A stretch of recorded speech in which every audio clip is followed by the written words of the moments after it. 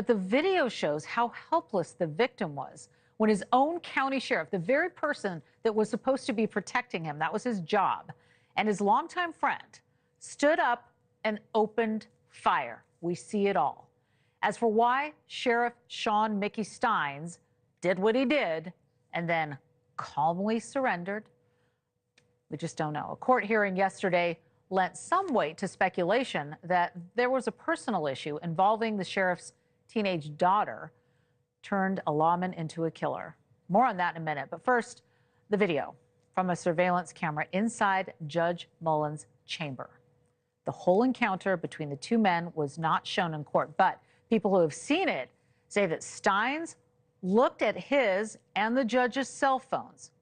He dialed his daughter's number from the judge's phone.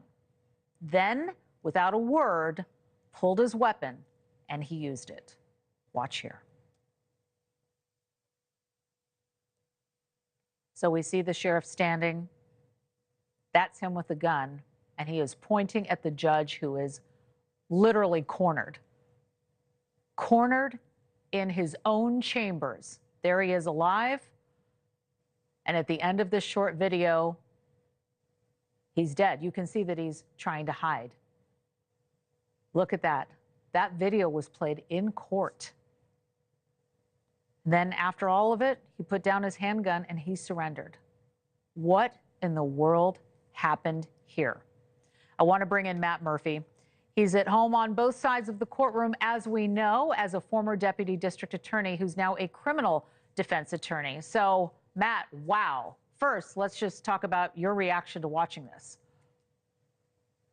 Well, it's a horrific video. In the modern age, when you prosecute enough homicides, you actually do quite a few of these. Most murder cases really are, it's not about who done it, it's about what is it and why.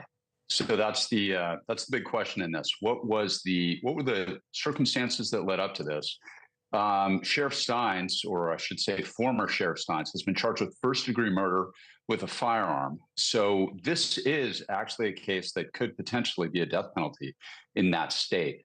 So, it's an interesting thing, but you can see looking at the video why they elected to charge this as a first-degree murder. I mean, it's very cold-blooded, and his calmness is not good for the defense.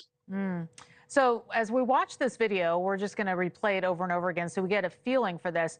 And I can't help but wonder, if the daughter said something that dad heard. So again, the sheriff is holding both phones. He's got the judge's phone and his own phone. He calls his daughter from the judge's phone. So maybe she answers the phone and says something a little familiar, I don't know, to the judge, and then he just starts shooting. So we don't know what it was, and that's just speculation, and a lot of people have been talking about that. But when you see that video, does it seal the deal? I mean, is this just over? Or is there an explanation that can go down the line with this? Yeah, so every homicide case, homicide just means one human being killing another, right? So this is an age-old question that you apply to virtually every murder charge where you know who did it.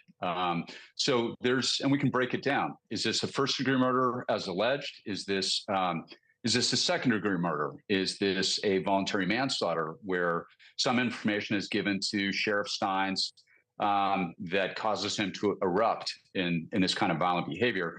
And basically what a jury is going to be tasked with in this case is, taking all the evidence that's presented and breaking down that video and trying to figure out what was going on in his head. But I can tell you, this video is incredibly damning for this man. He's the elected sheriff. So this isn't like a bereaved father or somebody that is totally without power. And you're right, it's totally speculative as to what that phone call was. This looks very much like a cold-blooded murder, exactly as charged. But again, we don't have all the evidence yet. Yeah, and I've just got to wonder, too, if the sheriff realized, he must have realized that there was a camera in there, right? I mean, is that standard procedure? I've got to go in like 10 seconds. Is that standard? Sure. Yeah, no, he knows. He's the former bailiff. And remember, this is a part of a rape that took place in that chambers that the sheriff was being deposed on.